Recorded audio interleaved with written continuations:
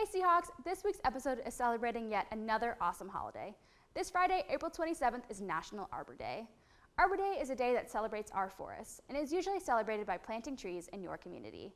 On this episode, we take a look at the history of this holiday and play everyone's favorite game, Who Wants to Be a TREEllionaire? I'm your host, Maddie Peterson, and you're watching Geographic.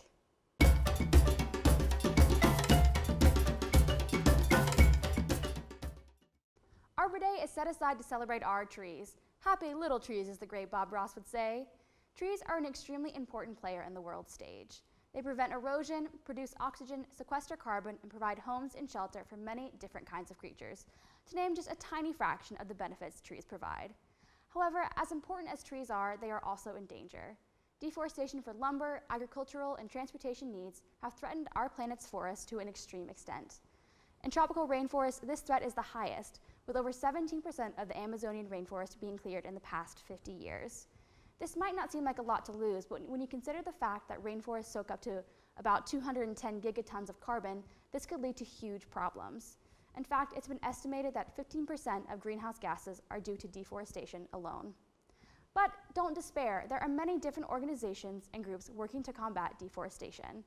The most nationally recognized of these efforts is, of course, Arbor Day. Arbor Day originated back in 1872, when pioneer J. Sterling Morton planted over 1 million trees in Nebraska. Since the first Arbor Day, the celebration has grown to a national holiday, occurring on April 27th. However, Arbor Day can actually vary by state, depending on when the best time to plant trees is. While we are celebrating National Arbor Day on Friday, North Carolina's Arbor Day was actually last month. But don't fret, you can still plant a tree or pledge a donation to the Arbor Day Foundation. Another way you can celebrate Arbor Day is right now, as we play Who Wants to Be a TREEllionaire? With our contestant, future TealTV President Kayce Yapundich. Get ready for this exciting game.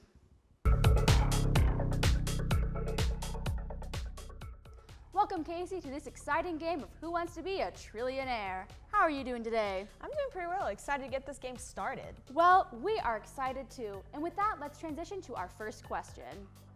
What is the most prominent type of tree in Wilmington, North Carolina? A, loblolly pine, B, evergreen, C, white pine, or D, longleaf pine? I think I'm gonna go with longleaf pine, so D. Is that your final answer? Yes. Well, that is correct. Let's move on to the second question. What unexpected factor is needed for the health of the longleaf pine savanna ecosystem? A, earthquakes, B, lightning, C, fire, or D, flooding? Fire. Very confident with that answer there. Let's see. And again, that is correct. Our forests here in North Carolina are fire forests. They need fire like a rainforest needs rain. Moving on to our next question. Which species of tree grows the tallest? A, tallwood, B, longleaf pine, C, bristlecone pine, or D, redwood? I'm not sure. Now remember, you do have your 50-50 lifeline, audience, or phone call to help you out. I think I'm gonna use my 50-50 lifeline. Well, folks, this is interesting. The 50-50 chance brings out two options: C, bristlecone pine, and D, redwood. I think I'm gonna go with redwood. And that is correct. Redwoods can grow hundreds of feet tall, and the tallest tree in the world, Hyperion, clocks in at over 379 feet. Fun fact, the bristlecone pine is actually the oldest tree in the world, with over 4,800 years on our planet. Fun facts aside, let's move on to our final question. This is the $1,000,000,000 question, Kayce. Do you think you're ready? Oh, yeah. Okay, let's get started. What is the state tree of North Carolina? A, longleaf pine, B, oak, C, dogwood, or D, sweet bay? I'm gonna go with longleaf pine. Unbelievable. That is correct.